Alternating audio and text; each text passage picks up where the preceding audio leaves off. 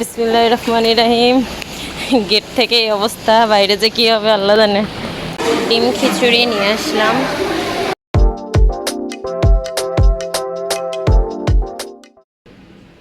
আসসালামু আলাইকুম, welcome to my new blog. আমি সাইমা আছি আপনাদের সাথে, সাইমা ভ্লগস বিডি থেকে।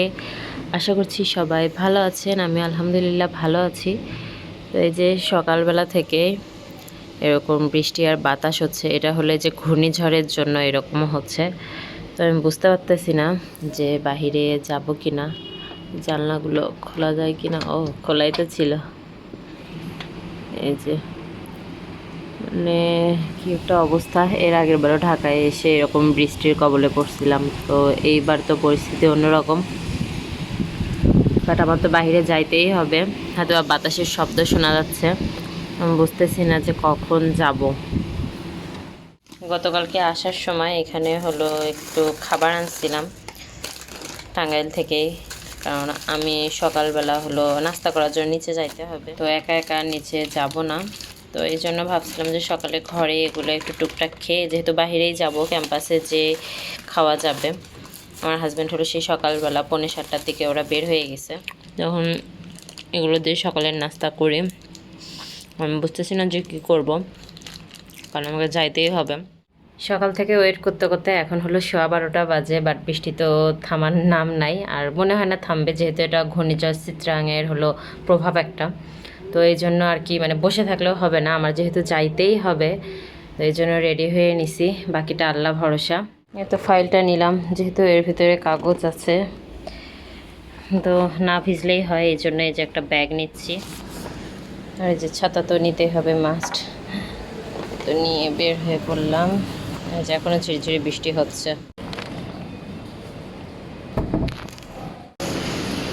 এই যে বৃষ্টির পানি, আর এখনো হালকা হালকা পড়ছে। ভিডিওতে হয়তো বোঝা যাচ্ছে না, তো ক্যামেরাটা আমি এখন অফ করব। কি সুন্দর আরামে ঘুমাচ্ছে ও। আর এই যে ভিতরে পানি জমছে, আল্লাহ জানে বাহিরের কি অবস্থা। পুরোটা পানি, কিছু করার নাই। আল্লাহ, পা দিতেই হবে। বিসমিল্লাহির রহমানির রহিম। গেট থেকে এই অবস্থা, বাইরে যে কী হবে আল্লাহ জানে। ক্যাম্পাসে চলে আসছি, কাগজটাও জমা দিয়ে দিছে। এই যে আমি ভিজে একদম অবস্থা শেষ। আর পুরো ক্যাম্পাসে বলতে গেলে মানুষজন কম, এখন হলো আজান দিচ্ছে। আর এবার ক্যাম্পাসে এসে কারোর সাথে দেখা হবে না, কারণ ওরা সবাই আগে জমা দিয়ে দিছে।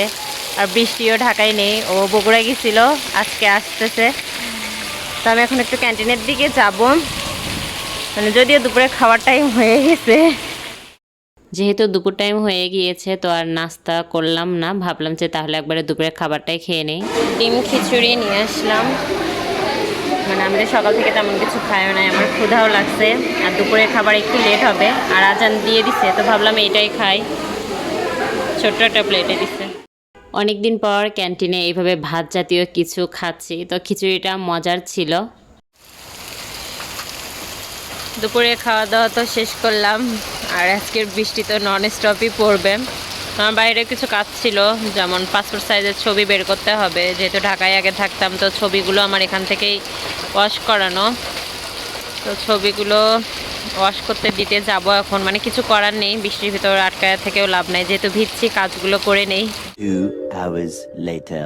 ছবিটা ওয়াশ করাতে চাইছিলাম, বাট ওটা সন্ধ্যার দিকে দিবে, তো এতক্ষণ তো আমি থাকবো না, তো এই জন্য আর কি কাজটা হইলো না। তো তারপর আমার হাজব্যান্ড চলে আসছিল, এখন দুইজনে মিলে যাচ্ছি রেস্ট হাউসে। তো এই যে দেখতেই পাচ্ছেন বৃষ্টি এখনও হচ্ছেই।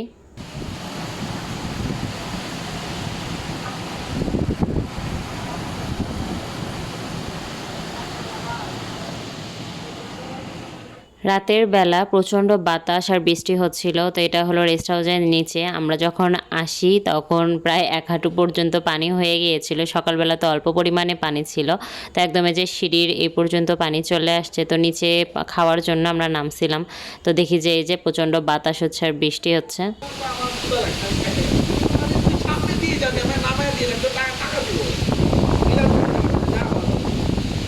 The next day. পরের দিনে দুপুরবেলা থেকে ভ্লগটা শুরু করছি। এখন হলো 12টা বাজে, তো এই যে নিচে পানি, আর ওই যে রাস্তা, ও একটা হেলিকপ্টার যাচ্ছে, অনেকক্ষণ ধরে দেখতেছি যে এখানে ঘুরতেছে। তো ওই যে রাস্তাটা, ওইটা হলো রাস্তা, ওই যে দোকানের ওগুলো দেখা যাচ্ছে, আর এই যে পানি, এখনো দেখতেছি পানি, তার মানে নিচে যে যাব, ওই যে নিচেও পানি। আমি ফুললি রেডি হয়ে নিছি, আর গতকালকে ড্রেসটাই পরছি কারণ এটাই পানিতে ভিজছে, হালকা একটু শুকাইছে, তো ভাবলাম এটাই পরি। আর একটা ড্রেস মাখাবো, যেহেতু জানি না রাস্তার অবস্থা কীরকম। রেস্ট হাউসে নিচে তো মাস্ট পানি আছে, বোঝাই যাচ্ছে।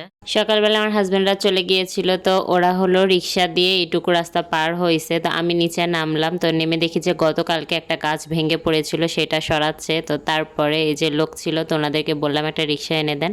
তো রিক্সা দিয়ে রেস্ট হাউস থেকে সামনে যতটুকু পানি আছে ওইটুকু পার হব, সেজন্য রিক্সা নিয়েছিলাম।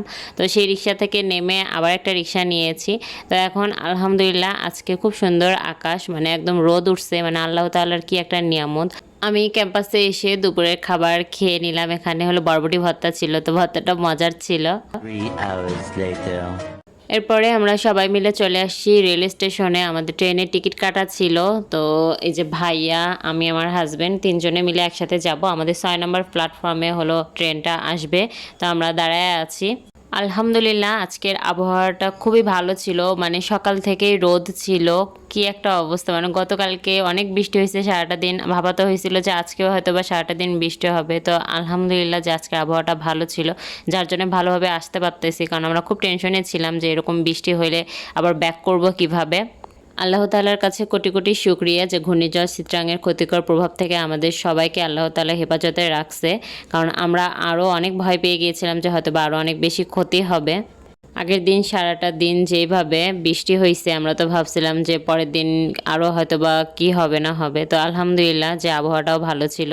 আমরা এখন এয়ারপোর্ট এরিয়াটা ক্রস করতেছি, তো মাশাআল্লাহ আকাশটা এত সুন্দর লাল হয়েছিল, তো ভাবলাম যে আপনাদের জন্য একটু ভিডিও করে নেই। আর এখানে হলো এয়ারপোর্টের নতুন টার্মিনালটার কাজ চলতেছে। এইভাবে এবারে ঢাকা শহরে 2 দিনের সফর শেষ আলহামদুলিল্লাহ। ইনশাল্লাহ খুব শীঘ্রই আবার আসতে হবে। তো আজকের ভিডিওটা এখানেই শেষ করছি, ইনশাল্লাহ দেখা হবে নেক্সট ভিডিওতে। সবাই ভালো থাকবেন, সুস্থ থাকবেন, আমার জন্য দোয়া রাখবেন। আল্লাহ হাফেজ।